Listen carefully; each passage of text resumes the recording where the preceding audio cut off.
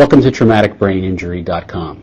Traumaticbraininjury.com is the leading resource on the internet for resources regarding traumatic brain injury for survivors, families, and caretakers. My name is Stewart Cohen. Today's guest is Dr. David Lenrow. Dr. Lenrow is a physician who specializes in physical medicine and rehabilitation. He's on staff at the Hospital University of Pennsylvania since 1987, and he's also on the faculty at University of Pennsylvania Medical School. Dr. Lenrow is involved in treating patients with traumatic brain injury as a regular part of his practice. Dr. Lenrow, again, thank you for agreeing to appear on traumaticbraininjury.com. Thank you for having me. Doctor, on traumaticbraininjury.com, we've been talking a lot about brain injury and the consequence of it, the treatment and treatment options, symptoms, and so on. I'm wondering if you could provide for our viewers a way to navigate the brain's anatomy and function so that we could have some understanding of a little bit about the parts of the brain that are affected and what that means in a practical sense. All right? Okay. In terms of the symptoms, does it matter what part of the brain is injured? Yes, it does, because different parts of the brain do different functions, and if that part is injured, a specific function is more likely to change. We have a model there next to you, and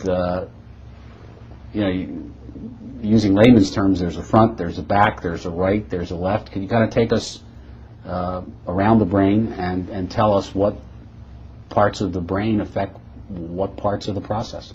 Yes. In general terms, I could certainly do that. The interesting part with brain injury is that even though the impact may be in a particular area in the brain, the injury may be somewhere else, and that's something to certainly keep in mind as well. I'll try to lean over here, and this is a section through the middle of someone's skull, and this top part of the brain is the cerebral cortex, which in certain areas, and it's hard to see in this brain model, but about here there's a strip that controls motor function. So each part of the body is represented there that has muscles, and if you have an injury in a particular area, it can affect the use of one arm or one leg, and it's actually backwards. So the left side of the brain controls the right side of the body, and vice versa. This area here, the frontal area, the front of the brain, controls impulse, behavior, and higher level functions for the most part. So if you have an injury to that part of the brain, people become impulsive, they act differently, it can affect their personality, and it can have a fairly large impact on how someone behaves. Problem solving, is that in that part of the brain? Yes. What about judgment? Judgment is, and it seems to be in both sides, but judgment's definitely affected by the front of the brain. So much of humanity, what we think of about human beings, is emotion. Is that also in the Yes. frontal lobe? It's in the frontal lobe. All right. Where do we go next on this tour? Well, if we look at this little brain, or little model, I should say, this is the outside of the brain. This is the front, this is the frontal lobe again, and here's the temporal lobe, which, again, serves a bunch of functions, memory being one of them, a common one that's injured, or a common one that's affected by brain injury, I should say. And back to the big model, back here is the occipital lobe, which is in the back of the brain, and we can see it on this little model as well, so it's back here. That serves as our center for vision, among other things, but that's probably the most important thing that it does that's often affected. So if someone would have a brain injury in that part of their brain, their ability to see would be affected? Yes, and their ability to interpret what they see as well. What does that mean? Well, we see, depending on how you want to define how we see, our eyes actually process that information to some degree and send it to our brain, and we interpret what our eyes take in.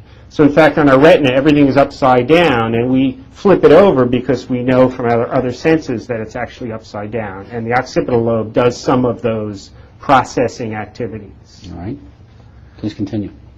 This area back here is the cerebellum, and again, it's the back of the brain, and you can see it on this model as well. Here, among other things, it does fine motor control and coordination. So it may seem that you may at first blush think that coordination is not a terribly important thing for normal activities, but if you lose some of those functions, doing simple activities becomes very hard. So people can't sort of control how they walk or how they do motor activities. Will that affect someone's balance?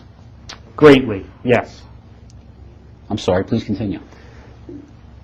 The next main section of the brain is the brainstem, which is, as it sounds, at the base of the brain and connects to the spinal cord. And on this model, you can see it here.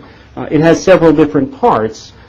A way to think about that is that it's evolutionarily part of the primitive brain, so it controls some very basic functions, things that we think about as automatic, heart rate, breathing. It controls attention and some of those basic functions that if we didn't have, we can't survive. All right. And if someone would sustain a brain injury at the brainstem level, that would be included in the severe brain injury category? Again, it depends how much of the brainstem is injured or how severely it is, but yes, it often can be. And if it's a severe enough injury that someone's not breathing, if they're not treated immediately, they're obviously not going to survive that sort of injury. Are any two brain injuries exactly the same? I mean, two people get hit in the left front of their skull. Is that going to be the same exact injury on those two people? No. In fact, no two brain injuries are exactly alike, even with the same mechanisms. Just like people's personalities are different, their brains function differently, and their injury and symptoms will be different. Is location? I know we've been talking while you've been taking on this tour of the brain that location is important, but is the cause of the brain injury, the severity of it, the age of the person, are they also factors that play into it? Yes, they're very important factors. So a blow to a child's head might be very different than a blow to someone who's much older? Yes. Does it matter which side of the brain is injured, left versus right?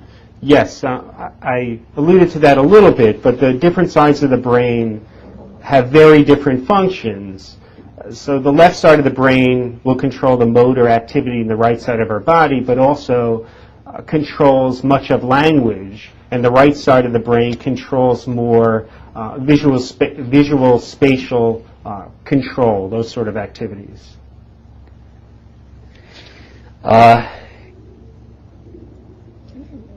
In other sections, Doctor, you've told us about the fact that there are sometimes personality and behavioral changes, even in mild brain injuries. Is that right? That's correct. And that they may not appear for a period of time. Is that right? Well, they generally appear right away, but they may not be recognized for a period of time. Right, fair enough. And why is that? Again, it depends on the constellation of injuries to other parts of the body. But initially, when people, after trauma, seek treatment in an emergency room, they're looking for life-threatening injuries. Now, in another section on traumaticbraininjury.com, you've talked about the symptoms that may exhibit themselves in mild and moderate brain injuries. If family members or survivors are seeing those symptoms, what do you suggest? They need to seek medical attention.